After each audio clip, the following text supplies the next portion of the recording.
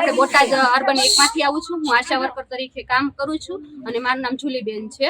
બેન, તમે કલેક્ટરમાં આવેદન આપ્યું છે, શું માંગણી છે તમારી? અમારે જે આવેદન આપ્યું છે, અમારે ઈ માંગણી છે, એક તો અમને યુનિફોર્મ છે ઈ સાદા આપે, પછી એક અમારો જે પગાર વધારો, જેમ કે અમને જે પગાર છે એ અમારો 2000 કે 2500 રૂપિયા જ આવે છે। તો અત્યારે તમને ખબર જ છે કે મોંઘવારી વધી છે, તો 2 કે 2500 માં અમારા બહેનોનું શું થાય? અને રાતની ઓનલાઈન કામગીરી, ઓફલાઈન કામગીરી અમારે ઉપરથી ને જેટલું બધું પ્રેશર આવતું હોય છે કે અમે આખો દિવસથી રાત લગી અમે નવરા નથી થઈ શકતા, કારણ કે એટલું બધું ઓનલાઈન નું ઓફલાઈન નું કામગીરી વધી ગઈ છે કે અમારે રાતે પણ બહેનો જોડે, ANC બહેનો જોડે, PNC બહેનો જોડે, બાળકો જોડે, બધા જોડે અમારે જવાનું હોય છે, તો એ પ્રમાણનું અમને વેતન નથી મળતું। તમારી માંગ સ્વીકારવામાં નહીં આવે તો આગળ તમે શું કાર્યવાહી કરશો?